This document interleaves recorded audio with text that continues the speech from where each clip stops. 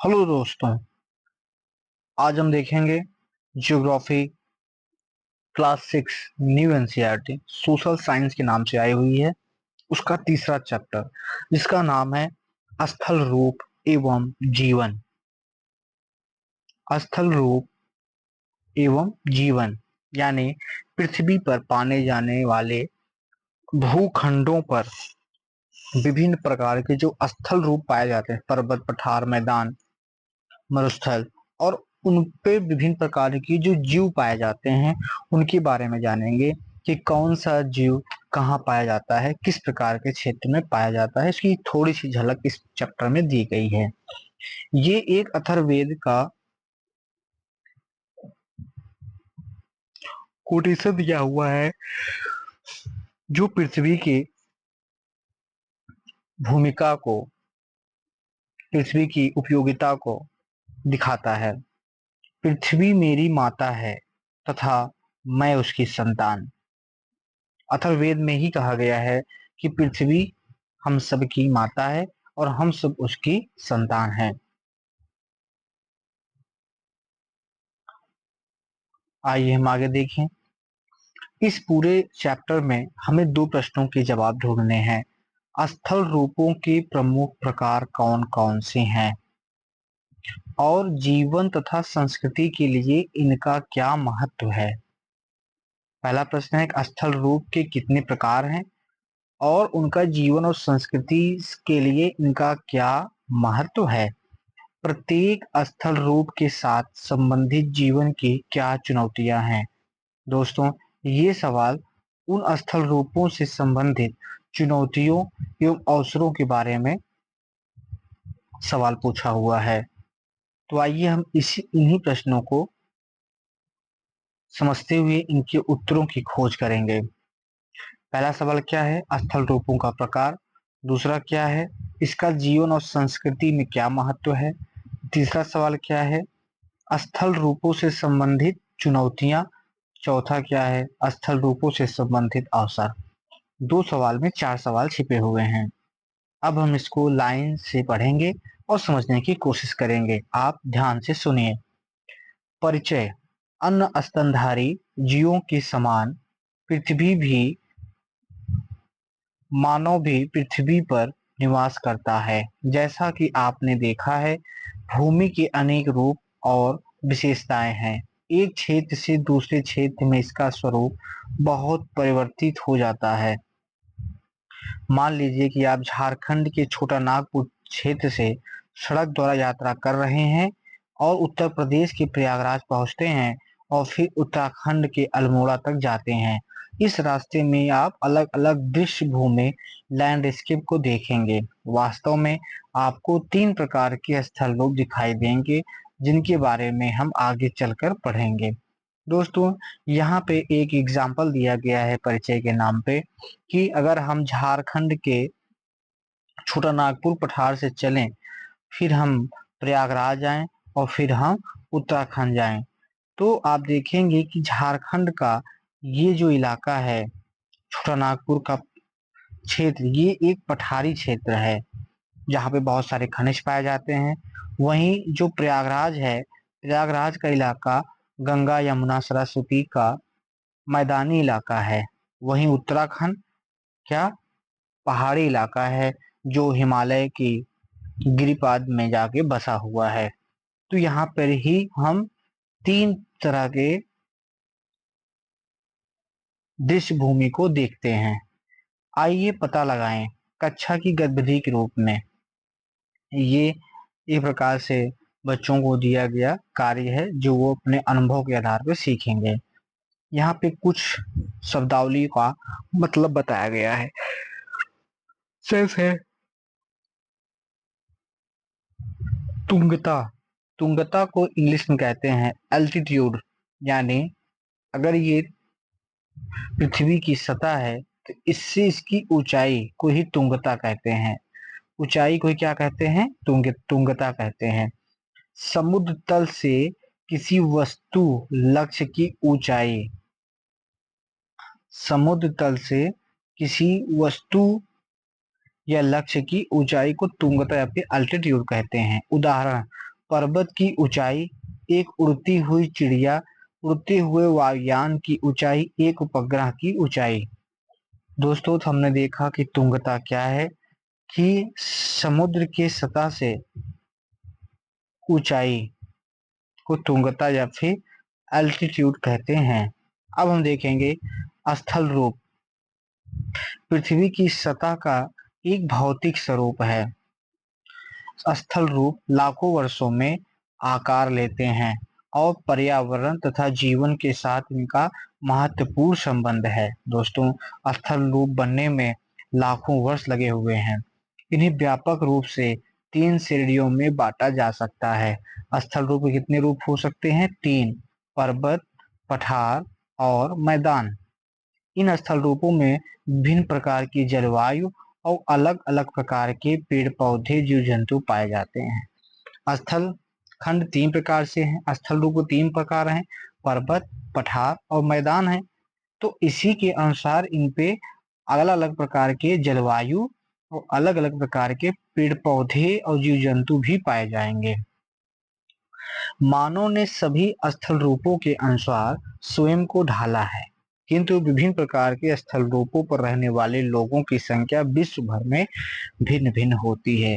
ये कह रहा है कि मानव ने तीनों ही स्थल रूपों में खुद को रहने लायक बना लिया है, खुद को ढाल लिया है, किंतु फिर भी ऐसे कुछ स्थल रूप ऐसे हैं जहां पर ज्यादा जनसंख्या होती है, कुछ ऐसे स्थल रूप है जहां पर जनसंख्या कम होती है। अर्थात अलग अलग स्थल रूपों में अलग अलग भिन्न भिन्न प्रकार से लोग रहते हैं।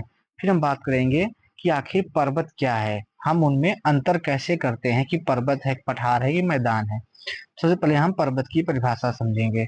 पर्वत वे स्थल रूप हैं जो आसपास की भूमि से कुछ अधिक ऊंचाई ऊंचे होते हैं। देखिए क्या होते हैं, ये पृथ्वी है, यहाँ से कुछ ऊंचे होते हैं, ये पर्वत हैं। इन्हें चौड़े आधार और खड़ी ढाल और सकरे शिखर के रूप में जाना जा सकता है। इस बात को आप याद रखिए। देखिए ये इसका आधार है जो चौड़ा है, यानी कुछ इस प्रकार से। ठीक, ये है। तो आप देखें ये चौड़ा है, आधार क्या है? चौड़ा है। खड़ी ढाल, ढाल ये है, ढाल देखिए बहुत खड़ी हुई है, यहाँ से कोई गिरे तो सीधा नीचे ही आएगा। तो खड़ी ढाल और सकरे, ये देखिए ये जो इसका शिखर है ये सकरा है, एकदम वी आकार टाइप का बना हुआ है। तो इससे पहचाना जा सकता है। कुछ पर्वत अपनी ऊंचाई के कारण हिम से ढके होते हैं। कह रहा है कि कुछ ऐसे भी पर्वत हैं जो बहुत ऊंचे होते हैं, तो ज्यादा ऊंचाई पे होने के कारण उन पे हिम तथा बर्फ से ढका होता है। जैसे भारत में ही आप देखेंगे तो हिमालय के पर जो सबसे ऊंची चोटी है हिमालय की, माउंट एवरेस्ट हुआ, केटू जंगा हुआ, कंचनजंगा हुआ, ये सब आप देखेंगे कि इनके ऊपर क्या होता है, बर्फ जमी होती है। क्योंकि आप आगे चल के पढ़ेंगे कि जैसे जैसे ऊंचाई बढ़ती है वैसे वैसे तापमान, टेम्परेचर घटता जाता है। ग्रीष्म ऋतु में कम तुंगता पर हिम पिघल जाती है, यानी जब गर्मी का मौसम होता है तो कम तुंगता पर, यानी मान लीजिए यहाँ की बर्फ क्या कर गई, पिघल गई, यहाँ की बर्फ पिघल गई। जब यहाँ की बर्फ पिघल जाएगी तो ये जल का रूप ले लेगी और फिर यही आगे नदी के रूप में आगे बढ़ जाएगी। ये नदी के रूप में आगे बढ़ गई और जल में बदलने के बाद नदियों में पहुंचती है और बहुत अधिक ऊंचाई पर हिम कभी नहीं पिघलती और ये पर्वत अस्थायी रूप से हिम से ढके होते हैं। यानी अगर ये पर्वत है तो यहाँ की मान लीजिए कि ये वाली बर्फ तो पिघल जाएगी, लेकिन कभी भी ये वाली बर्फ नहीं पिघलती। ये अस्थाई बर्फ होती है, यहीं पे केवल पिघलती है और यहीं से हमें साफ पानी, पेयजल पानी मिलता है और ये धीरे धीरे नदी में आकर के आगे बढ़ता है। ये आप देखिए यहाँ दिखाया हुआ है, ये पूरा क्या है, ये पर्वत है, कैसे शार्प है, ये देखिए, ये पर्वत है और यहाँ से पिघला, पिघल करके पानी नदी में होते हुए सागर की तरफ बढ़ गया। और यहाँ पर आप देखें, बर्फ वैसे ही बना हुआ है, अस्थायी रूप से यहाँ की बर्फ नहीं पिघली हुई है। कम ऊंचाई वाले अन्य ऊंचे स्थान जहाँ कम खड़ी चढ़ाइयाँ गोल आकार के शीर्ष होते हैं, उन्हें पहाड़ी या छोटे हिल कहते हैं। ये कह रहे हैं, अगर कम ऊंचाई हो, जहाँ खड़ी चढ़ाइयाँ गोल आकार के शीर्ष होते हैं, यानी जैसे ये है और कुछ इस तरीके से हो, इस तरीके से हो, इस तरीके से हो, तो ये पहाड़ी कहलाएंगे, छोटे हिल कहलाएंगे, क्योंकि ये एकदम शार्प नहीं होते और बहुत ज्यादा ऊंचाई तक नहीं होते हैं। तो इन्हें क्या कहते हैं? पहाड़ी कहते हैं, फिर छोटे पहाड़ या फिर हिल्स कहते हैं।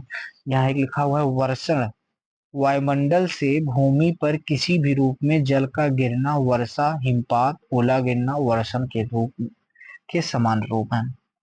मतलब वर्षण क्या है? वर्षण यानी वायुमंडल से पृथ्वी पर पानी का गिरना। वो किसी भी रूप में पानी गिर सकता है, चाहे हिमपात के रूप में, चाहे वर्षा के रूप में, चाहे ओले के रूप में। ये सब वर्षण के ही समान रूप हैं। अब आता है, आइए विचार करें।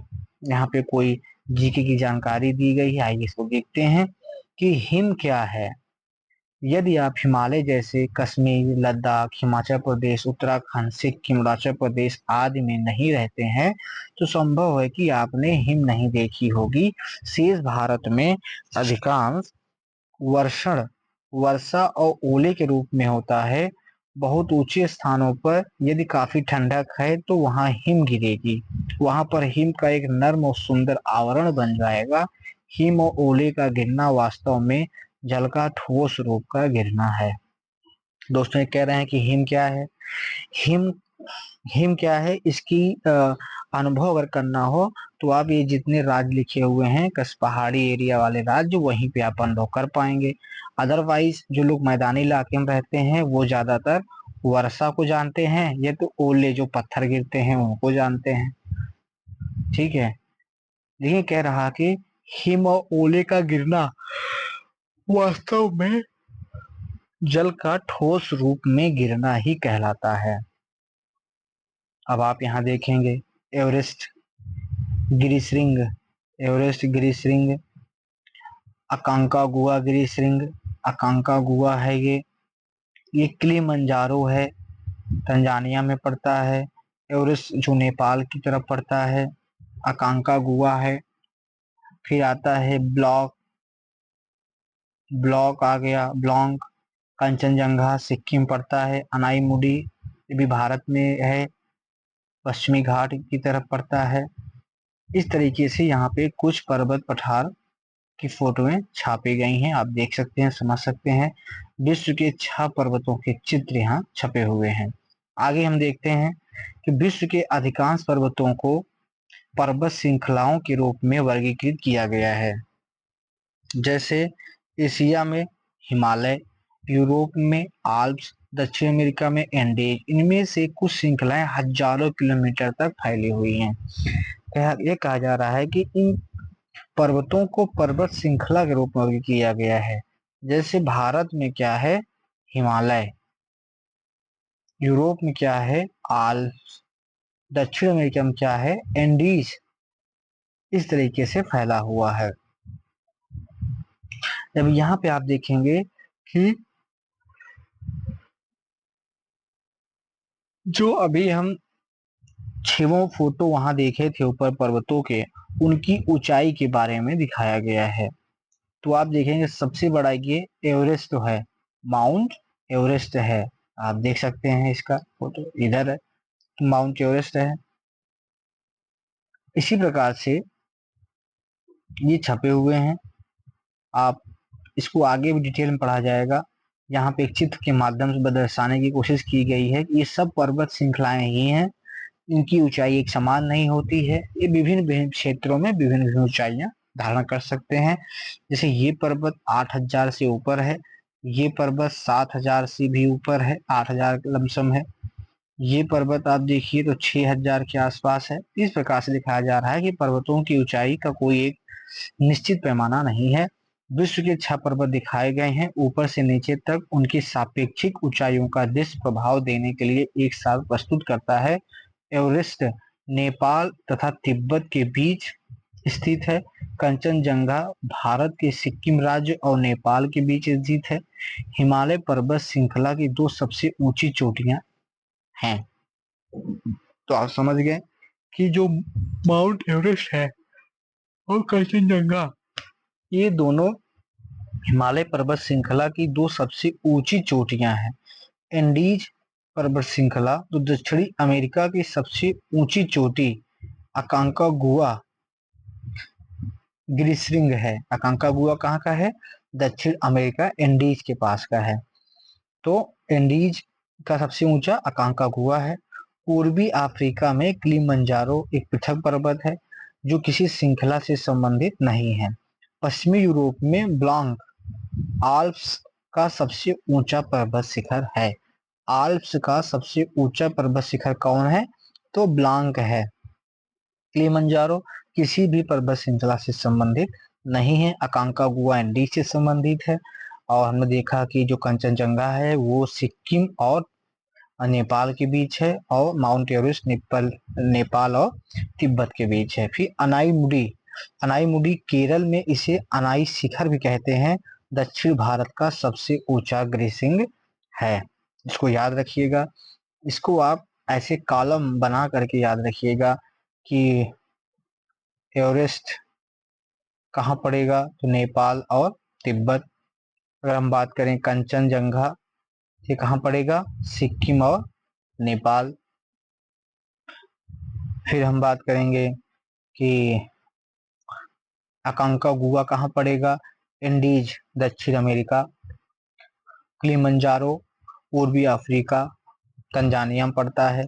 ब्लांक कहाँ पड़ता है? तो आल्प्स यूरोप में पड़ेगा। अनाईमुडी कहाँ पड़ेगा? तो दक्षिण भारत में पड़ेगा, केरल में। फिर हम देखेंगे पर्वतीय वन। पर्वतीय क्षेत्र में उगने वाले वनों का एक प्रकार है। पर्वतीय वन पर्वतीय क्षेत्र में एक प्रकार है। मांस को याद रखिएगा, ये काफी सामने आता है। फूलों और वास्तविक जड़ों से रहित छोटा हरा पौधा या वनस्पति जो बहुधा मखमली आवरण की तरह फैलता है। ये बहुत इंपॉर्टेंट है कि मांस एक ऐसा वनस्पति है जो सबसे पहले उगता है। ऐसे स्थान से पहाड़ एकदम चट्टानों पे उग जाएगा, कहीं भी उग सकता है। इसमें न तो कोई फूल होता है, न तो कोई जड़ होता है, बस छोटा हरा पौधा, मखमली आवरण होता है, तो मांस होता है। वहीं लाइकेन, मांस होता है कहीं भी उग सकता है, सबसे पहले उगेगा मांस। लाइकेन पौधे के समान जीव जो सामान्यतः चट्टानों, दीवारों, पेड़ों से चिपके हुए होते हैं। लाइकेन को आपने देखा होगा, पेड़ों पे हरे हरे से चिपके रहते हैं, उन्हीं को कहते हैं लाइकेन। ये ऐसे जीव है जो सामान्यतः चट्टानों, दीवारों या पेड़ों से चिपके हुए होते हैं। फिर हम बात करेंगे हिमालय जैसे ऊंचे और नोकीली चोटियों वाले पर्वत अपेक्षाकृत नवीन है। यहाँ कहा जा रहा है कि हिमालय क्या है? एक नवीन पर्वत है। जितने भी पर्वत नोकीली चोटियों वाले हैं, जिसका अर्थ है पृथ्वी के इतिहास में ये हाल ही में निर्मित या युवा पर्वत हैं, किंतु फिर भी इन्हें बने हुए लाखों वर्ष हो चुके हैं। कुछ छोटे और अधिक गोलाकार पर्वत और पहाड़ियां जैसे अरावली श्रृंखला काफी पुरानी है। दोस्तों, यहाँ समझने वाली बात है कि ये कह रहे हैं कि अगर कोई पर्वत एकदम नुकीला उसका शिखर है, इसका मतलब है वो नवीन पर्वत है, यानी अभी युवा पर्वत है। यानी पर्वत बनने की श्रृंखला में जो समय लगता है, तो अभी ये सबसे लास्ट में यही बने हुए हैं। और जिसका ऐसे गोला टाइप का हो जाएगा, ये गोला क्यों होता है? अपरदन के कारण हो जाता है। यानी ये ये इनसे पहले बने हुए थे, जैसे अरावली पर्वत अपरदन के कारण ये गोल आकार की हो गई हैं, जैसे हिमालय के साथ हुआ। उन्नयन और अपरदन आज भी चल रहा है। हिमालय का उन्नयन यानी ऊपर भी उठ रहा है और अपरदन भी हो रहा है। भी कहा जा रहा है कि विश्व के कुछ पर्वतों जैसे हिमालय की ऊंचाइयां आज भी बढ़ रही हैं। दोस्तों आज याद रखिएगा कि हिमालय की ऊंचाई अभी भी बढ़ रही है। अभी जैसे पहले 8,848 था, अभी 0.16 ऐसा आंसर आता है। तो पर्वतीय परिवेश, पर्वतों की ढलानों पर प्रायः एक प्रकार का वन होता है जिसे पर्वतीय वन कहते हैं। तो पर्वतों का परिवेश कैसा होता है, तो वहाँ एक वन पाया जाता है जिसको पर्वतीय वन कहते हैं। जैसे मान लीजिए पर्वत है, तो यहाँ पर वन है, यहाँ पर वन है, ये पेड़ है, तो ये क्या है, जंगल है, तो ये प्रकार का वन हो जाता है, पर्वतीय वन कहते हैं।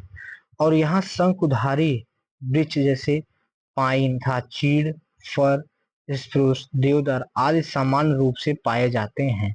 इसको याद रखिएगा कि यहाँ पे कौन कौन से पेड़ पाए जाते हैं, पर्वतों पे कौन कौन सा पेड़ पाया जाता है। तो पाइन, फर, स्प्रूस, देवदार पाए जाते हैं। देवदार कैसा है, पर्वतीय है, स्प्रूस भी है, फर भी है, चीड़ या फिर पाइन भी है, आदि समान रूप से पाए जाते हैं। इन पेड़ों की ऊंचाई अधिक होती है और ये शंकु के आकार के होते हैं तथा इनकी पत्तियां पतली नोकदार होती हैं। अधिक ऊंचाई पर पेड़ों की जगह घास, मांस और लाइकेन उग जाते हैं। यहाँ कहा जा रहा है कि पर्वतीय वनों में पाए जाने वाले पेड़ कौन है, पाइन है, देवदार है, फर है, स्प्रूस है। ठीक, इन पेड़ों की ऊंचाइयां अधिक होती हैं, मतलब पेड़ बहुत लंबे होते हैं और इनकी जो पत्तियां होती हैं वो कुछ ऐसी होती हैं, एकदम नुकीली नुकीली होती हैं, पतलियां पतली और नुकीली होती हैं। अधिक ऊंचाई पर पेड़ों की जगह घास, मांस और लाइकेन, देखिए इसको आप काई कहते हो, वैसी वो मांस कहा जाता है। तो यहाँ पे हम ये देख रहे हैं कि अधिक ऊंचाई पर पेड़ों की जगह घास, मांस और लाइकेन उग जाते हैं। यहाँ पे कुछ बॉक्स में दिया हुआ है, इसके बारे में पढ़ते हैं। कम से कम 1500 वर्ष पूर्व प्राचीन भारत के महान कवि कालिदास के काव्य में यहाँ दो श्लोक दिए गए हैं। उनका काव्य ग्रंथ कुमार संभव हिमालय की स्तुति से प्रारंभ होता है। तो आपको एक जानकारी मिली कि कुमार संभव कौन लिखा है, तो कालिदास ने लिखा है। कुमार संभव कालिदास ने लिखा है। भारत के उत्तरी भाग में देवता सदृश पूजनीय हिमालय नाम का पर्वतों का राजा है, जो पश्चिम से लेकर पूर्वी समुद्र तक फैला हुआ है। देखकर ऐसा लगता है मानो यह पृथ्वी को नापने का मापदंड है। यानी कुमार संभव में हिमालय की चर्चा की गई है और ये आ, उन्होंने हिमालय की विशेषता का वर्णन किया हुआ है, संस्कृत में यहाँ हिंदी अनुवाद किया हुआ है। गंगा के झरनों की फुहारों से युक्त, देवदार के वृक्षों को हिलाने और मोर पंखों को फरफराने वाली शीतल मंद और सुगंधित वायु से पर्वतवासी जो मृगों की खोज में हिमालय में घूमते रहते हैं अपनी थकान मिटाते हैं। ये बता रहा है कि वहाँ के जो पर्वतीय वन है उनकी सुंदरता क्या है, उसके बारे में बताया गया है। यहाँ पे आइए चर्चा करने की बात की गई है कि पश्चिम से पूर्वी समुद्र तक से का क्या तात्पर्य है। तो आप देखेंगे जब भारत का मैप, अगर ये भारत का मैप है, मान लीजिए,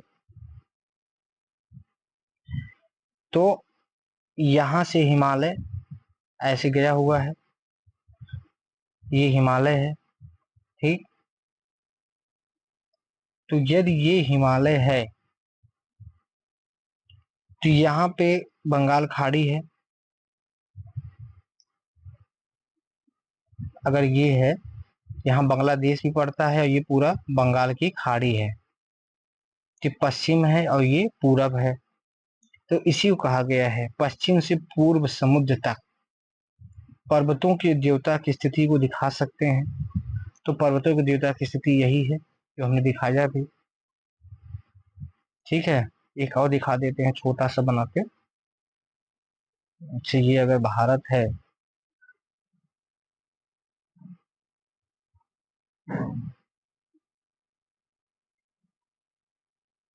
ये भारत है तो ये यहाँ पे छोटा सा बांग्लादेश आ जाता है।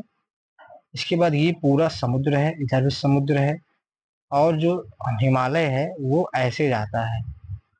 ठीक, ये हिमालय वाला इलाका है। तो अगर ये हिमालय है तो आप देखिए ये पश्चिम है, ये पूरब है, यहाँ समुद्र है। ठीक है, गंगा का उल्लेख क्यों किया गया है? गंगा का उल्लेख इसलिए किया गया है क्योंकि जो गंगोत्री है, जहाँ से गंगा भागीरथी वगैरह निकलती हैं, वो हिमालय के ही गिरपात शिवालिक के आसपास हिमनद है, तो वहीं से निकलती हैं। इस वजह से उनका जिक्र आया हुआ है और ये बताया गया है कि जो लोग मृगों की खोज में जाते हैं वो गंगा से के पानी के रास्ते जाते हैं, गंगा के किनारे आराम करते हैं, पानी पीते हैं और जीवन को संभव बनाता है तो गंगा ही। अब आप देख सकते हैं कि पर्वतीय इलाकों में जो जीव पाए जाते हैं जैसे हिमालयी तहर, ये आप देख लीजिए, पेरेग्रिन फाल्कन ये एक पक्षी है, पहाड़ी खरगोश, golden eagle, Canadian lynx, grey fox, ibex, yak, आप देख रहे हैं ये सब कहाँ पाए जाते हैं? जंगलों में पाए जाते हैं, पर्वतीय जंगलों में। तेंदुआ, भालू, कुछ पहाड़ी जीव जंतु। आइए अगर आगे देखें, पर्वतों में घने वन, बहती नदियां, झीलें, घास के मैदान और कंदराएं अनेक प्रकार के जीवों को आश्रय प्रदान करते हैं, जैसे गोल्डन ईगल, सुनहरा गरुड़, पेरेग्रिन फाल्कन, घुमंतू बाज, कैनेडियन लिंक्स, हिम तेंदुआ। हिम तेंदुआ देखिए आप, ये बर्फ इलाके में पाया जाता है। आइबेक्स जंगली भेड़, हिमालयन तहर, पर्वतीय खरगोश, याक, ग्रे फॉक्स, भालू और बहुत से अन्य प्राणी। फिर आता है, ध्यान रखें, हिमालय से निकलने वाली भारतीय नदियों में से गंगा विशालतम है। यानी हिमालय से जितनी नदियां निकलती हैं उसमें सबसे बड़ी नदी कौन सी है? गंगा है। अंग्रेजी भाषा में से गंगेज भी कहते हैं। लगभग 2500 किलोमीटर, कितनी लंबी है? 2500 किलोमीटर लंबी है।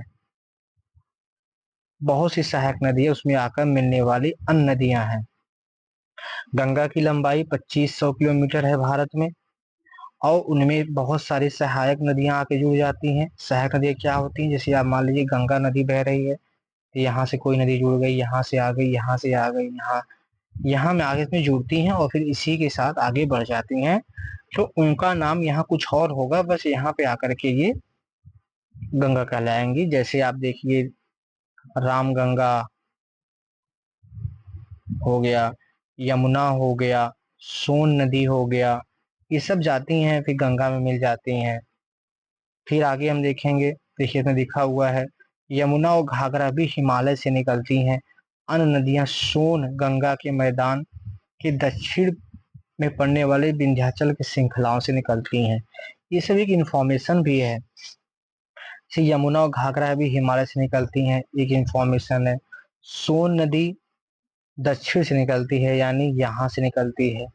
अगर यहाँ से निकलती है तो गंगा की बाएं हाथ से इसकी क्या होगी? सहायक, ओ सॉरी, इसकी गंगा के दाहिने तरफ से सहायक नदी होगी। कहाँ से निकलती है सोन नदी? विंध्याचल की श्रृंखलाओं से निकलती है। 2500 किलोमीटर की दूरी होती है। ये है उत्तरी भारत में सीढ़ीदार कृषि। सीढ़ीदार कृषि वहां होती है जैसे उत्तराखंड हुआ, सिक्किम हुआ, हिमाचल प्रदेश हुआ, जहां पर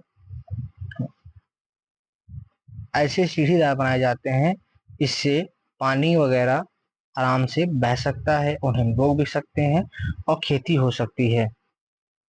पर्वतीय जीवन, भूभाग, भौतिक आकृतियों की दृष्टि से भूमि का एक खंड। घाटी क्या होती है? पहाड़ों के बीच का एक निचला क्षेत्र जिसमें प्रायः नदी अथवा जलधारा बहती है। दोस्तों, भूभाग क्या होता है? तो भूमि का एक खंड, ठीक है, जैसे मान लीजिए ये है, ये क्या है? भूभाग है। जैसे आपका खेत, गांव में आपका खेत है, वो क्या है? वो एक भूभाग है। घाटी क्या होती है? घाटी क्या होती है? जैसे मान लीजिए कि ये एक पर्वत है और एक पर्वत ये है, ठीक, इन दोनों के बीच से एक नदी बहती है।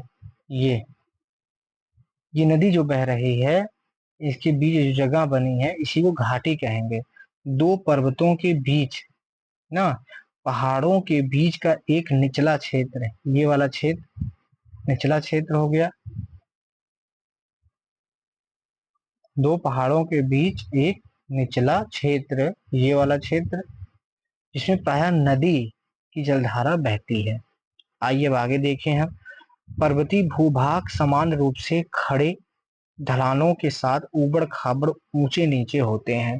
पर्वतीय भूभाग होगा वो कभी एक समान नहीं होगा कि जैसे हम मैदानी इलाके उत्तर प्रदेश बिहार में देखते हैं, आप उत्तराखंड जाएंगे देखेंगे तो ऐसे ऐसे होगा, ऐसे ऐसे होगा, ये है, ऊबड़ खाबड़ होगा।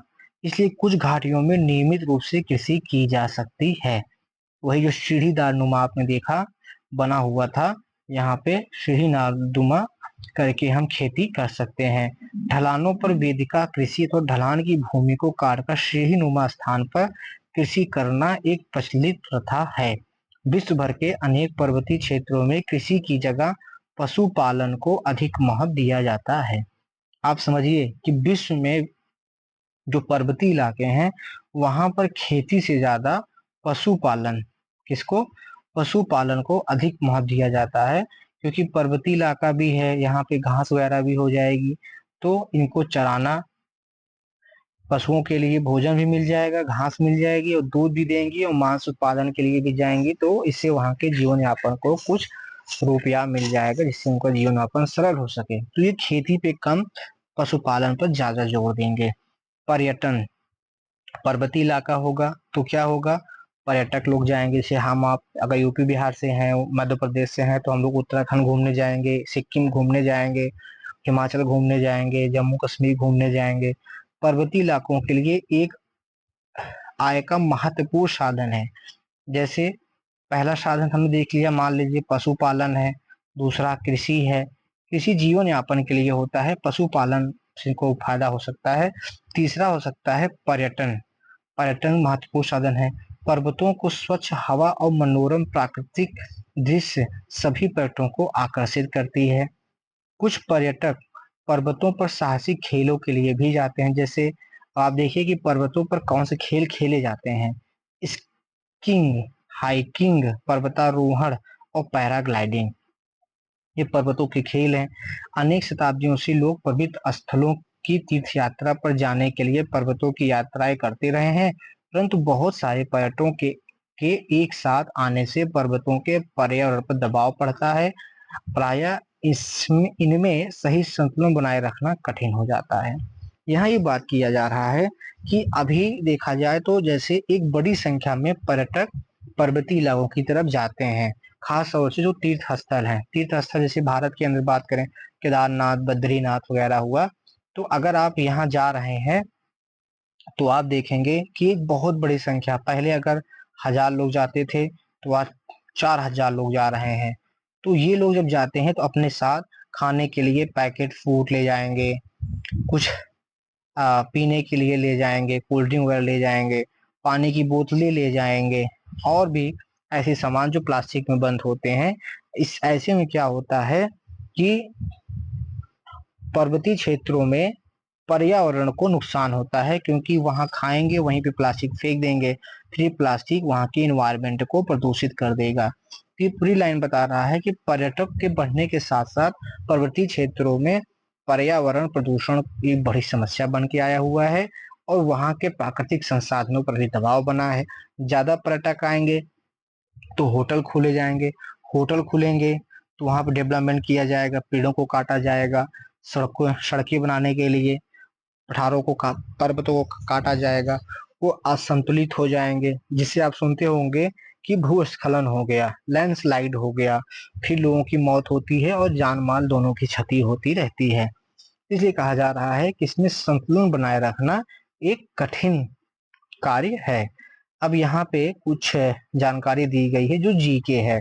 बिछेंद्री पाल, बिछेंद्री पाल बहुत कम आयु में ही पर्वतारोहण प्रारंभ कर दिया था। उन्होंने अनेक महिलाओं द्वारा किए जाने वाले पर्वतारोहण अभियानों का नेतृत्व किया। बिछेंद्री पाल 1984 में एवरेस्ट पर चढ़ने वाली प्रथम भारतीय महिला थी।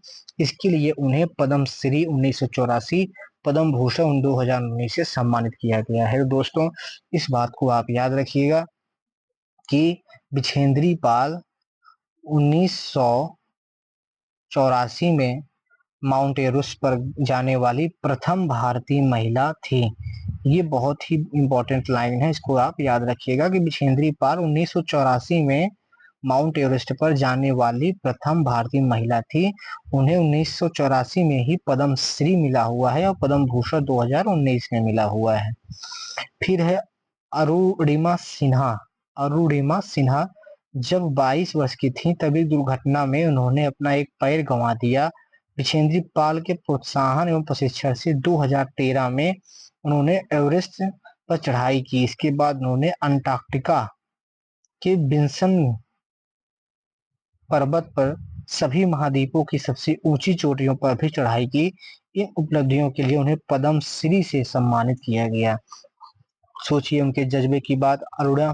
अरुणिमा सिन्हा, अरुणिमा सिन्हा जी के बारे में सोचिए कि उनका एक पैर नहीं था, फिर भी वो बिछेंद्री पाल जी के प्रोत्साहन के माध्यम से 2013 में माउंट एवरेस्ट पर चढ़ती हैं।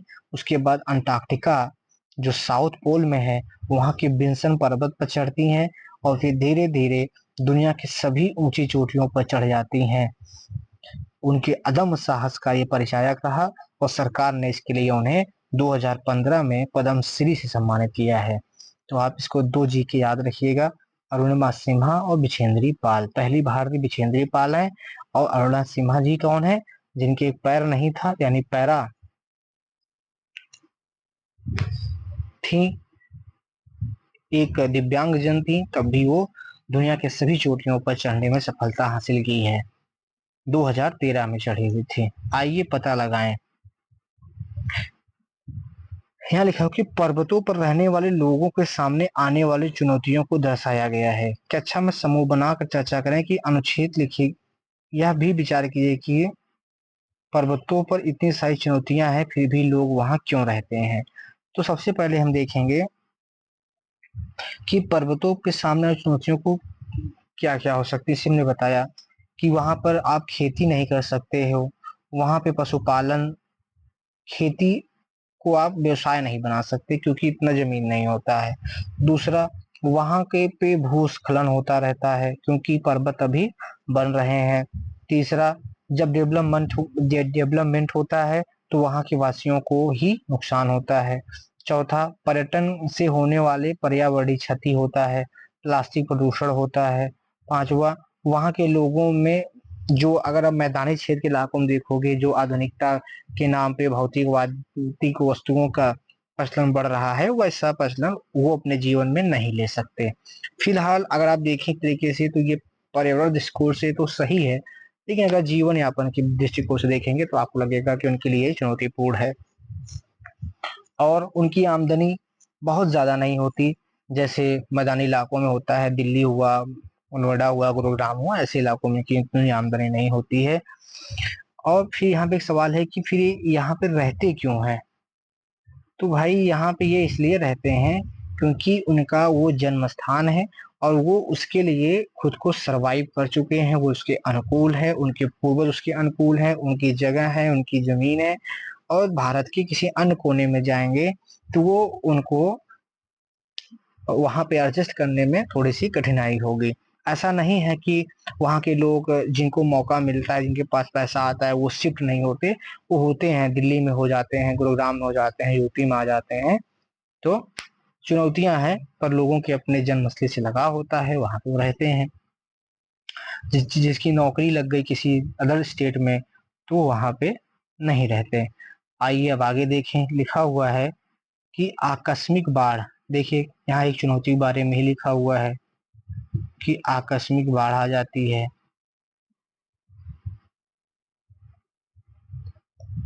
तो आकस्मिक बाढ़ आप देखेंगे कि स्थानीय स्थान विशेष से अकस्मात बाढ़ आना बहुधा ऐसे बादल फटने से होता है। दोस्तों, तो यहाँ पे बात किया गया है कि आकस्मिक बाढ़ स्थान विशेष में अकस्मात बाढ़ आना बहुधा ऐसा बादल फटने से होता है। तो पर्वतीय क्षेत्रों में अचानक से बाढ़ आ जाती है। ज्यादातर बाढ़ जो होती है वो बादल फटने से होता है। बादल फटने का असर ये नहीं है कि वहां से आसमान से बादल गिर जाते हैं, नहीं, इसका मतलब होता है कि बहुत कम समय में बहुत ज्यादा बारिश हो जाना। जैसे अगर हम बात करें तो लगभग 1 घंटे के अंदर ही लगभग 10 सेंटीमीटर तक की बारिश अगर हो जाती है तो उसे हम बादल फटने जैसी घटना को नाम देते हैं। फिर आता है भूस्खलन। पर्वतीय भूखंड के एक बड़े भाग या एक चट्टान का अकस्मात टूटकर गिर जाना, जैसे भूस्खलन कहते हैं। जैसे ये मान लीजिए पर्वत है, ये रोड बनी हुई है, ठीक। अब यहाँ से अचानक से एक पत्थर लुढ़कते हुए ऐसे आके रोड पे गिर जाता है और रोड हो गया जाम। यहाँ पे जो लोग अगर बीच में आ गए तो उनकी हो जाएगी मृत्यु। ये होता है भूस्खलन। या फिर सड़क नीचे बैठ जाएगी, जैसा आप यहाँ देख सकते हैं। ये है आकस्मिक बाढ़। फिर आता है हिमस्खलन। पर्वत से अकस्मात हिम का गिरना, हिमपात अथवा चट्टाने टूटकर गिरना। ऐसा तब होता है जब हिम का पिघलना आरंभ होता है। यहाँ बताया जा रहा है कि हिम का पिघलना क्या होता है। जब हिम पिघल रहे होते हैं तो अचानक से बहुत बड़ी एक बर्फ का टुकड़ा अगर लुढ़कते हुए गिर जाता है तो उसे कहते हैं हिमस्खलन। हिमस्खलन ज्यादातर कहाँ होगा? एवरेस्ट के पास, केटू जंगा के पास, केटू के पास, कंचनजंगा के पास, मकालू वगैरह के पास, जहां से हम देखते हैं कई बार हमारे आर्मी के जवान वहां पे शहीद हो जाते हैं, जो वहां पे ड्यूटी दे रहे होते हैं। फिर पर्यटकों का अनियंत्रित रूप से आ जाना। अब पर्यटक अगर अनियंत्रित रूप से आ जाएंगे तो वहाँ के संसाधनों पर, वहाँ के होटलों पर, वहाँ के प्राकृतिक संसाधनों पर, वहाँ के रोड पर एक दबाव बढ़ता है, जो वहाँ के पर्वतीय जीवन को प्रभावित करता है नकारात्मक रूप से। बादल फटना, अचानक प्रचंड तूफान सहित वर्षा, भारी हिमपात। वहां पे मौसम अचानक से बिगड़ता है और हिमपात के साथ बारिश हो जाती है।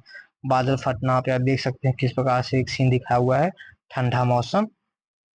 तो यहाँ पे है कि पर्वतीय जीवन के कई सकारात्मक पक्ष हैं, जैसे शुद्ध वायु, मनोरम दृश्य। इसमें प्राकृतिक और मानव निर्मित दोनों तरह की कठिन चुनौतियां भी सम्मिलित हैं, जिनमें से कुछ चित्रों को दर्शाया गया है। बता रहा है कि पर्वतीय जीवन में चुनौतियां हैं तो कुछ अच्छी बातें भी हैं। शुद्ध हवा होती है, मनोरम दृश्य होता है और भी बहुत सारी चीजें हैं।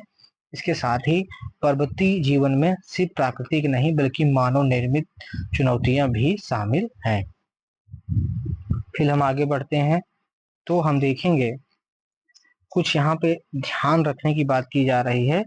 तो यहाँ पे क्या हो सकता है? जीके का सवाल हो सकता है। आइए हम देखें।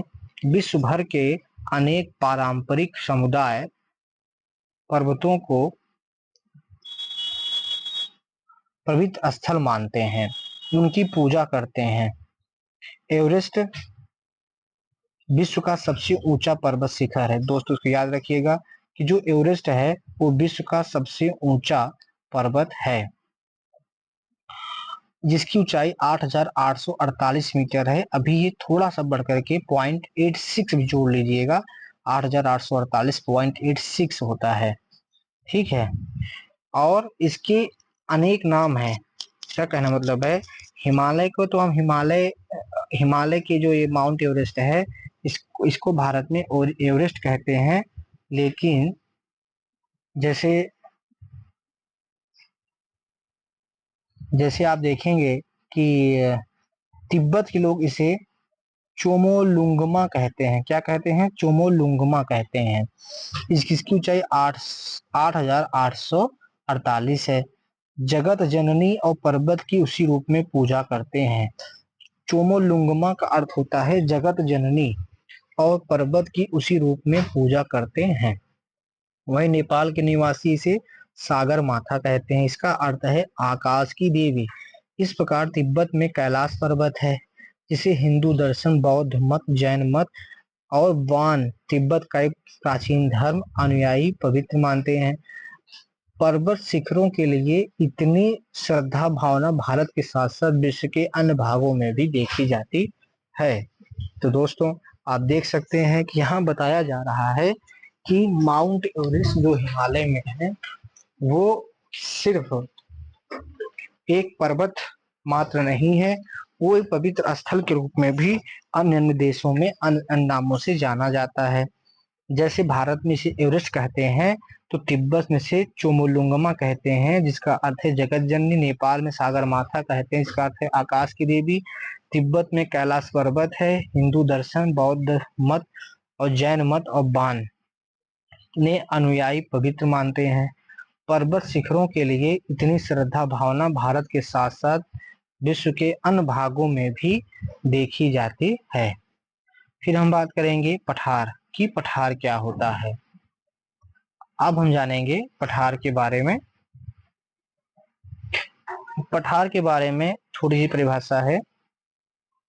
पठार एक ऐसी स्थलाकृति है जो आसपास की भूमि से उठी होती है। प्रायः इसकी सतह चपटी होती है। ये दोस्तों, ये पर्वत है, तो ये पठार है। आप देखिए, पर्वत में एक शिखर होता है जो शीर्ष एकदम नुकीला होता है, वहीं पे जो पठार होता है वो ऊपर उठता है, परंतु ये सपाट होता है।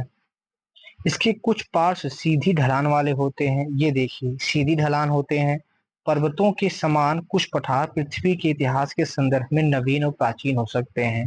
यानी पठार भी कुछ नए हो सकते हैं, कुछ बहुत पुराने हो सकते हैं। पठारों के दो उदाहरण हैं। तिब्बत का पठार, जो विश्व का सबसे बड़ा सबसे ऊंचा पठार है, और दूसरा दक्षिणी पठार। पठारों की ऊंचाई कुछ 100 मीटर से लेकर के कई हजार मीटर हो सकती है। यहाँ बताया जा रहा है, दो एग्जाम्पल लेकर के, एक तिब्बत का पठार और एक दक्षिण का पठार। तो पठारों की ऊंचाइयां जरूरी नहीं कि वो 100 मीटर ही हो, नहीं, 100 मीटर से लेकर के लगभग 1000 मीटर या फिर इससे भी अधिक हो सकती हैं। तो हम ऊंचाई से नहीं जान सकते कि पठार एक पर्वत है, परंतु उनके शीर्ष से जान सकते हैं, क्योंकि उनका शीर्ष कुछ इस तरीके से होगा, या फिर ये ऐसे हो सकता है, ऐसे उठा हो सकता है। तो आप देखिए, ये टेबल की तरीके से होगा, जबकि यहाँ पे नुकीला था। तो ये पठार की पहचान होगी। तिब्बत के पठार की औसत ऊंचाई 4500 मीटर है, जिसके कारण इसे विश्व की छत कहते हैं। ये एक जीके का सवाल है, विश्व की छत किसे कहते हैं, तो तिब्बत के पठार को कहते हैं। ऊंचाई कितनी है, 4500 मीटर है। पूरब से पश्चिम दिशा तक यह लगभग 2500 किलोमीटर लंबा, अर्थात चंडीगढ़ से कन्याकुमारी तक की दूरी जितना है। तिब्बत का जो पठार है वो 4500 मीटर क्या है, ऊंचा है। लेकिन अगर इसकी हम लंबाई की बात करेंगे, तो ये पूरब से अगर हम पश्चिम की तरफ आए, ये पूरी लंबाई लगभग 2500 किलोमीटर लंबा है। 2500 किलोमीटर कितना लंबा होता है, तो चंडीगढ़ से कन्याकुमारी जितना। वही है मध्य और दक्षिण भारत के दक्कन का पठार विश्व के सबसे पुराने पठारों में से एक है, जो कई लाख वर्ष पहले ज्वालामुखी सक्रियता के कारण बना था। दोस्तों, इसको यह जानिए कि भारत का जो ये दक्षिण वाला इलाका है, यानी ये इतना आप देखेंगे, यही है दक्षिण का पठार। ये किससे बना हुआ है, ये ज्वालामुखी की सक्रियता, ज्वालामुखी से जो लावा निकला, मैग्मा निकला, उसी के ठंडा होने से ये बना हुआ है।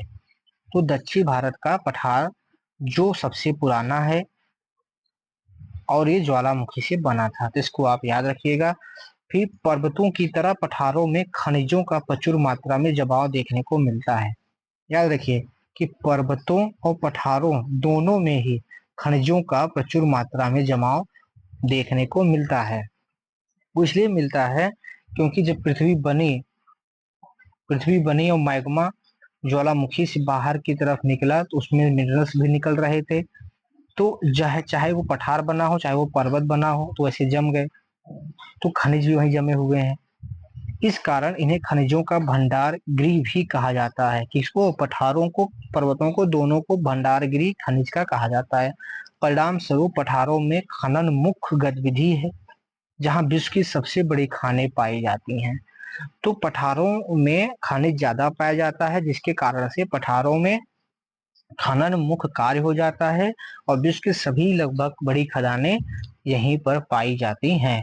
पूर्वी अफ्रीका का पठार सोने पूर्वी अफ्रीका का पठार सोने और हीरे खनन के लिए प्रसिद्ध है। याद रखिए, पूर्वी अफ्रीका में। भारत में छोटा नागपुर का पठार कोयला, लौह और मैग्नीज के प्रचुर भंडार में है। लोहा भी पाया जाता है, कोयला भी पाया जाता है, मैग्नीज भी पाया जाता है। विश्व भर में पठारों का पर्यावरण बहुत विविधतापूर्ण है। कई पठारों में चट्टानी मिट्टी पाई जाती है, तो कई उन्हें मैदानी मिट्टी की तुलना में कम उपजाऊ बनाती हैं।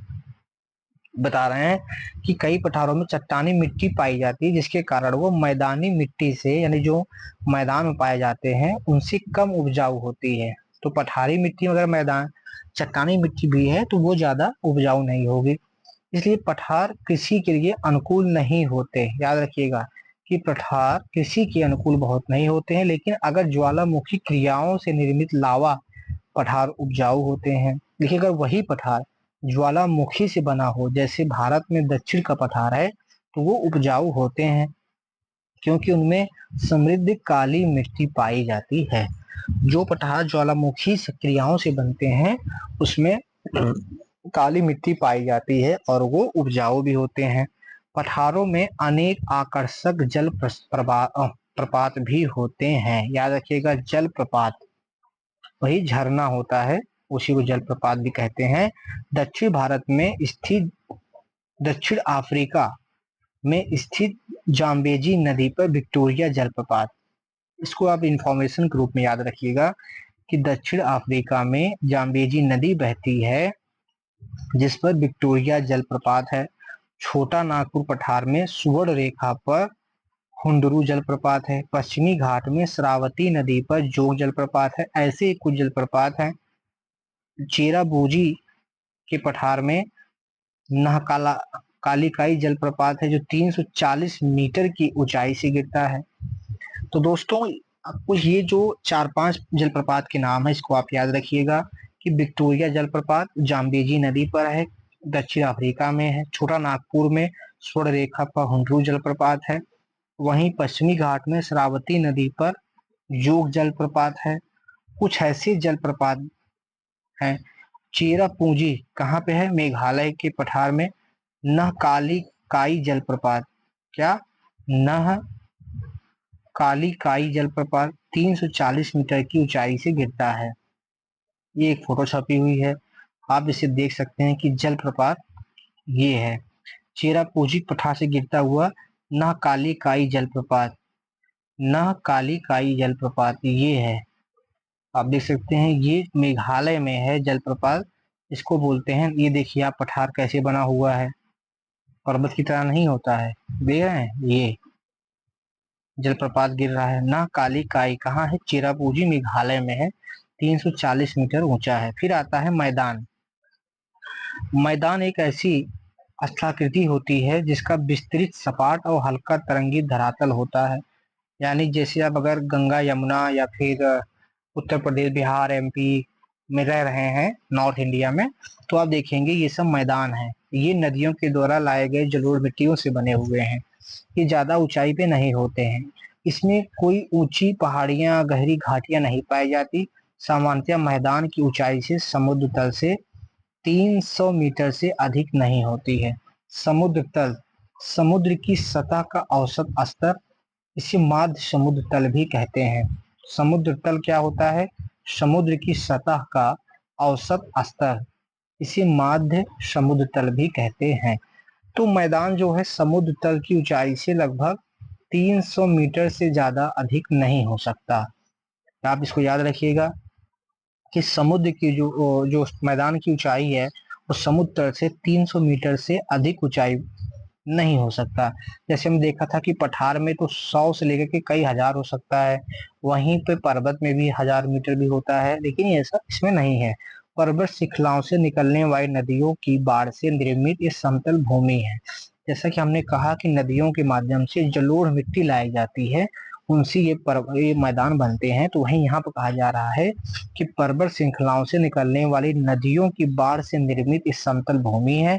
यहाँ नदियां रेत, चट्टानों के कण, गाद एकत्र करती हैं, जिन्हें तलछट कहा जाता है। जब नदी पर्वत से निकलती है, ठीक है, यहाँ से अगर नदी निकल रही है तो यहाँ पे जो अपरदित करती है, ये सब लेके अपने साथ चलती है।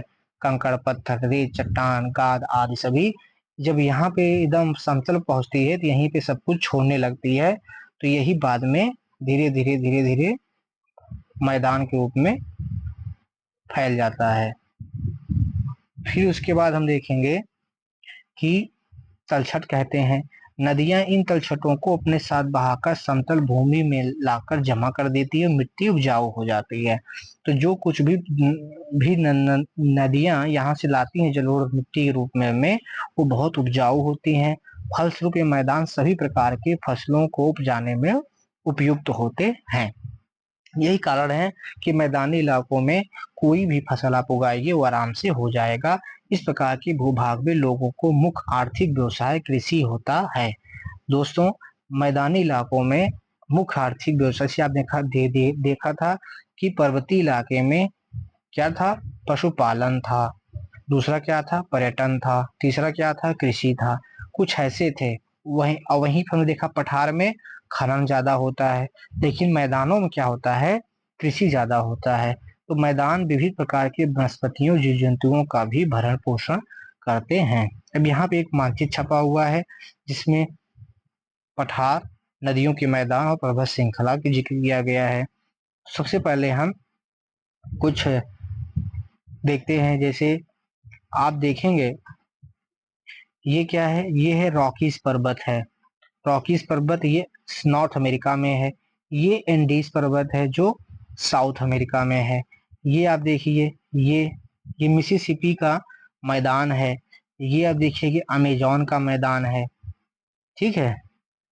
फिर आप देखेंगे ये एटलस पर्वत है जो मोरक्को रक्को में पड़ता है।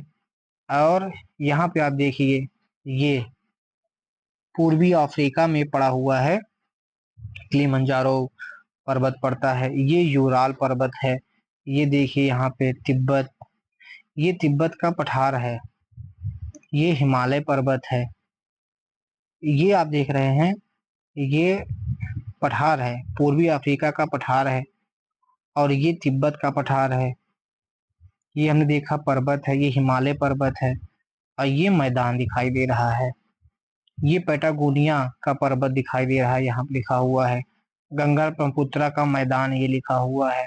नील नदी के माध्यम से बनाया गया मैदान है। ये यांगत्से जिसे ब्रह्मपुत्र नदी भी कहते हैं वो है, बना हुआ है। तो आप इसको मानचित्र पे देखिएगा। स्थल रूपों में रंगों के कोड का प्रयोग कीजिए। तिब्बत का पठार, रॉकी श्रृंखला, नील नदी का मैदान, इस तरीके से आप देखिए गंगा के मैदान का उपग्रह से लिया गया मानचित्र। आइए पता लगाएं गंगा के मैदान का रंग कौन सा है, तो हरा। सफेद रंग किस वस्तु को दर्शाता है, तो बर्फ को दर्शाएगा। उपग्रह चित्र के नीचे बाईं ओर भूरे रंग का फैलाव क्या दर्शाता है, तो बाईं ओर देखें तो ये पर्वत पठार रूप में दर्शाया जाएगा। मैदानी जीवन, हजारों वर्ष पहले आरंभिक सभ्यताएं नदियों के उपजाऊ मैदानों के आसपास विकसित हुई थीं।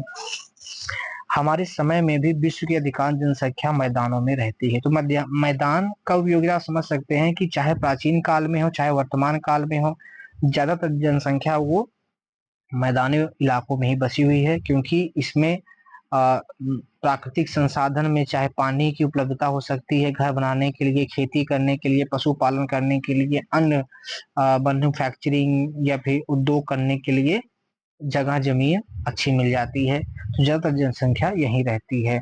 भारत की कुल जनसंख्या की 1/4 से अधिक लगभग 40 करोड़ की जनसंख्या भारत के गंगा के मैदान में रहती है। एक डाटा है कि गंगा के मैदान में केवल 40 करोड़ आबादी रहती है। विश्व के बहुत से अन्य मैदानों के समान इन क्षेत्रों में रहने वालों का मुख्य व्यवसाय मत्स्य पालन एवं कृषि है। जो मैदानी इलाकों में रहते हैं लोग, उनका मुख्य व्यवसाय क्या हो सकता है? या तो कृषि है या तो मत्स्य पालन है। चावल, गेहूं, मक्का, जौ, मोटे अनाज, ज्वार, बाजरा, रागी जैसे खाद्य फसलें उगाई जाती हैं। मैदानी इलाकों में चावल, गेहूं, जौ, मक्का, रागी, ज्वार, बाजरा उगाया जाता है। साथ ही कपास, जूट, सन जैसी रेशेदार फसलें भी उगाई जाती हैं। पारंपरिक कृषि मुख्यतः वर्षा पर निर्भर करती है। दोस्तों, आप देखेंगे कि भारतीय कृषि किस पे निर्भर करती है? तो मानसूनी वर्षा पर, अर्थात वर्षा जल से फसलों को जल मिलता है। किंतु हाल के दशकों में नहरों के जाल द्वारा भूमिगत जल को पंप से निकालकर खेतों को सिंचाई करने में वृद्धि हुई है। यानी बहुत समय पहले देखा जाए तो सिर्फ वर्षा से ही पानी मिलता था, लेकिन आधुनिक मशीनों की खोज के बाद पंप सेट, जिसके हम ट्यूबवेल वगैरह कहते हैं, समरसेबल कहते हैं, वो सब लगा दिए गए। अब भूमिगत जल से खेती हो सकती है। दूसरा, हमने बड़ी नदियों से नहर निकाल करके खेतों तक पहुंचा दिया है, तो नहरों के माध्यम से सिंचाई होती है। यदि सिंचाई से कृषि उत्पादन में वृद्धि हुई है, कह रहा है, यद्यपि मानते हैं कि सिंचाई से कृषि उत्पादन वृद्धि हुई, किंतु भूमिगत जल स्तर में गिरावट आई है। यहाँ कहा जा रहा है कि अगर समरसेबल या फिर पंप सेट से सिंचाई की सुविधा बढ़ी, जिसका दूसरा जो हानि हुआ दूसरी तरफ, वो भूमिगत जल में गिरावट आ गई, यानी भूजल में वाटर लेवल नीचे चला गया, क्योंकि लोगों ने अनसाइंटिफिक रूप से बहुत ज्यादा पानी का इस्तेमाल किया है। इससे से इस क्षेत्र में किसी के भविष्य को लेकर चुनौतीपूर्ण स्थिति उत्पन्न हो गई है। अब हालत ये है कि पेयजल से लेकर के किसी के लिए भी पानी का संकट उत्पन्न हो गया है।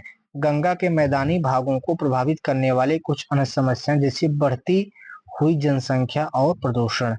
यानी गंगा के मैदानों में आप देखेंगे कि एक चुनौती ये है कि जनसंख्या लगातार बढ़ती जा रही है, और लोग प्रदूषण भी, चाहे प्लास्टिक का प्रदूषण हो, नदियों का गंदा होना हो, इन सब से वहां पे एक अलग प्रकार की चुनौती देखने को मिलती है। चाहे पर्वत हो, मैदान, विश्व में बहने वाली नदियां बहुत से सांस्कृतिक मूल्यों का वहन करती हैं। विशेष रूप से बहुत से समुदाय नदी के स्रोत और एक दो नदियों के संगम स्थल को पवित्र स्थल मानते हैं। भारत में इन स्थानों पर बहुत से त्योहार, समारोह और धार्मिक कृत्य किए जाते हैं। तो ये नदियों की सांस्कृतिक मूल्यों को बताता है। मैदान में हल्की ढलान होती है, अतः वहां नदी में नौका संचालन सुगम होता है, और इससे बहुत सी आर्थिक गतिविधियों को भी सहायता मिलती है। ये बता रहा है कि अगर मैदानी इलाकों में नौकायान, नाव चलाना आसान होता है, जिससे हम यातायात के रूप में उपयोग कर सकते हैं, जो सस्ता होता है, तो ये आर्थिक लाभ देता है। पहले लोग एक स्थान से दूसरे स्थान पर जाने के लिए नदी मार्ग का ही प्रयोग करते थे। आज भी गंगा के किनारे स्थित ऐसे स्थान है जहां लोग आने जाने के लिए नौकाओं का प्रयोग करते हैं। क्या करते हैं? नौकाओं का प्रयोग करते हैं। आइए पता लगाएं, क्या आप अपने प्रदेश की नदी के स्रोतों और संगम के कुछ उदाहरण दे सकते हैं जिन्हें किसी समुदाय द्वारा पवित्र स्थल माना जाता है? तो भारत के अंदर तो आप देख सकते हैं संगम ही है, प्रयागराज में, हरिद्वार में, नासिक में। तो ऐसे स्थान है जहाँ पे संगम होता है। अपने आसपास के नदी पर जाइए, वहां होने वाले सभी आर्थिक सांस्कृतिक गतिविधियों का अवलोकन कीजिए। भारत के कुछ लोकप्रिय पर्यटक स्थलों के नाम बताइए, साथ ही पर्यटक स्थल किस प्रकार स्थल रूप से संबंधित हैं। तो आप यहाँ पे सोचिएगा, पर्वतीय इलाकों में केदारनाथ, बद्रीनाथ वगैरह है। फिर आप साउथ इंडिया के बहुत सारे मंदिरों के बारे में जान सकते हैं, संगम वगैरह के बारे में जान सकते हैं। तो इसके बारे में आप सोचिए और बताइए इसका उत्तर क्या होगा, विचार करने के लिए है। फिर आता है लचीलापन क्या होता है? रेजिलियंस। रेजिलियंस इंग्लिश वर्ड है जिसको हिंदी में कहते हैं लचीलापन। चुनौतियों और कठिनाइयों का सामना करना तथा अथवा उनके अनुसार ढलने की क्षमता। लचीलापन या रेजिलियंस मतलब होता है कि हम चुनौतियों के अनुकूल अपने आप को ढाल सकें। इस अध्याय में हमने पूरी पृथ्वी के 3 प्रमुख स्थल रूपों में समझा, परंतु इसका स्वरूप जटिल है और विशेषज्ञ प्रायः कुछ और स्थल रूपों के बारे में भी बताते हैं। इनमें से एक स्थल रूप मरुस्थल है। यदा कदा वर्षा प्राप्त करने वाले मरुस्थल व्यापक व दूर दूर तक शुष्कता का फैलाव लिए होते हैं। उनके वनस्पति जगत, प्राणी जगत विलक्षण ही होते हैं। दोस्तों, मरुस्थल एक ऐसा भूखंड होता है जहां पर वर्षा कभी कभी होती है और इसमें शुष्कता फैली होती है। वनस्पति और कोई प्राणी बहुत ही बिरले, बहुत दूर दूर के स्थानों पर आपको मिल सकते हैं। कुछ मरुस्थल गर्म होते हैं, जैसे अफ्रीका का सहारा मरुस्थल और भारतीय उपमहाद्वीप के उत्तर पश्चिम में स्थित थार मरुस्थल। यहाँ बताया जा रहा है कि मरुस्थल 2 प्रकार के होते हैं, एक होता है गर्म मरुस्थल, एक होता है ठंडा मरुस्थल। गर्म मरुस्थल जैसे अफ्रीका का सहारा मरुस्थल, भारत में थार मरुस्थल। वहीं ठंडा मरुस्थल होते हैं जैसे कि एशिया का गोबी मरुस्थल। एशिया का गोबी मरुस्थल क्या है?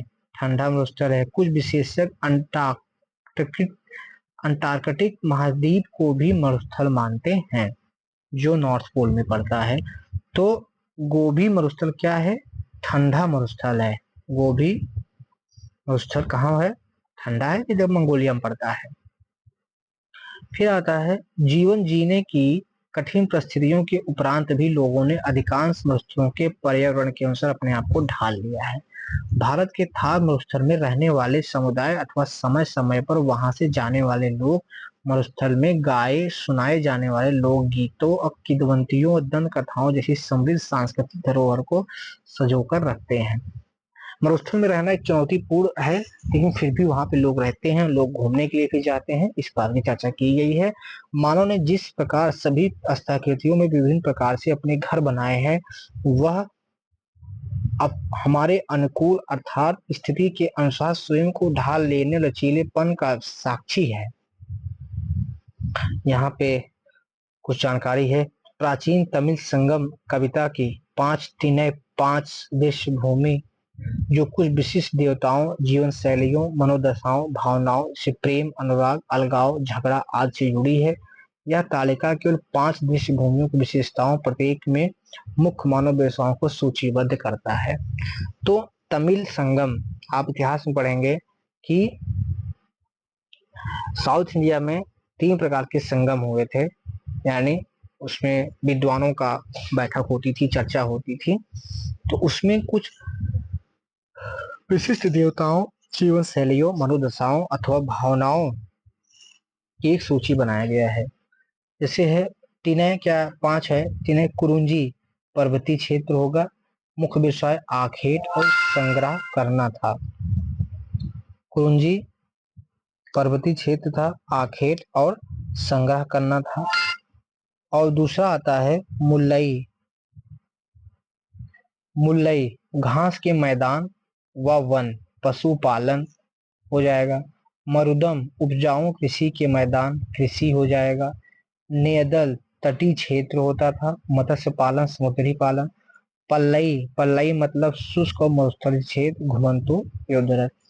दोस्तों, ये बॉक्स बहुत ही इंपॉर्टेंट है, जो खास तौर से यूपीएससी और यूपीपीएससी अदर स्टेट एग्जामों में पूछे जा सकते हैं।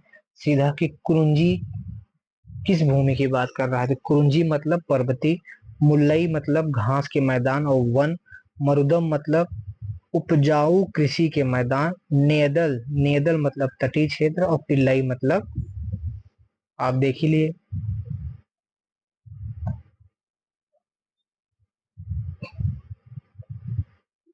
तो आप इसको याद रखिएगा, क्योंकि ये बहुत ही इंपॉर्टेंट है।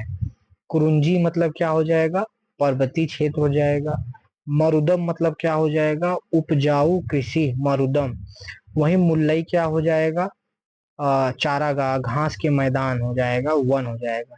पिल्लई मतलब पल्लई, पल्लई मतलब शुष्क मरुस्थल प्रदेश। नेदल, नेदल मतलब क्या हो जाएगा? तटीय क्षेत्र। इसको याद रखिएगा।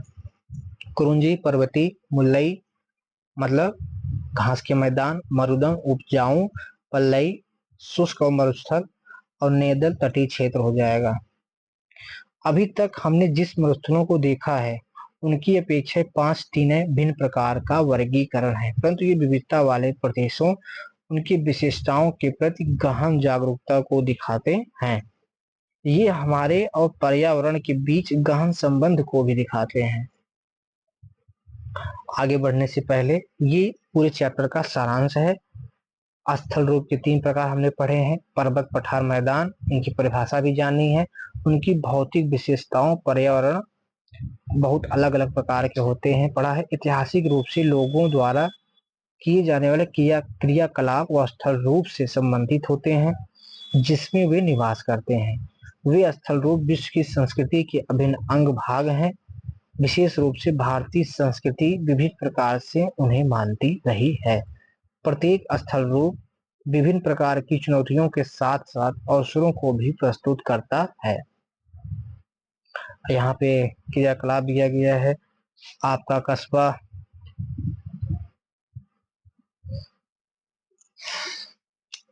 इसको आप करिएगा। यहाँ पे हम एक सवाल लेते हैं, सही गलत बताना है। हिमालय गोल शिखरों और नवीन पर्वत श्रृंखला होते हैं। तो हिमालय गोल शिखरों गलत है। गोल शिखर तो किसके गोल शिखर हिमालय के थोड़ी हैं, किसके हैं? जैसे अरावली हुआ, जो पुराने पर्वत हो जाते हैं। जो नवीन शिखर होते हैं उनके तो ऐसे होते हैं ना, ये हैं नवीन शिखर। ठीक है दोस्तों, इसको याद रखिएगा कि जो नवीन होगा उनके शिखर ऊंचे होंगे, ये नवीन है। और जो ऐसे हो जाते हैं ये नवीन नहीं है। जैसे अरावली बहुत पुराना होता है। पठार प्रायः एक ओर से उठे हुए होते हैं। पठार प्रायः एक ओर से उठे होते हैं, ऐसे उठे होते हैं। पठार प्रायः एक ओर से उठे होते हैं, तो ये गलत है। प्रायः एक ओर से उठे होते हैं। कह सकते हैं पर्वत और पहाड़ियां एक ही प्रकार के स्थल रूप हैं।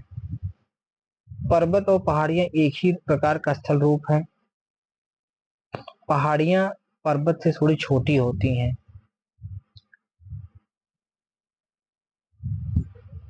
भारत में पर्वत, पठार, नदियों में एक ही प्रकार की वनस्पति, प्राणी जगत पाए जाते हैं। पर्वत, पठार, नदियों में एक ही प्रकार के वनस्पति पाए जाते हैं, नहीं अलग अलग पाए जाते हैं। गंगा यमुना की सहायक नदी है, नहीं यमुना गंगा की सहायक नदी है। गंगा यमुना की नहीं बल्कि यमुना गंगा की सहायक है।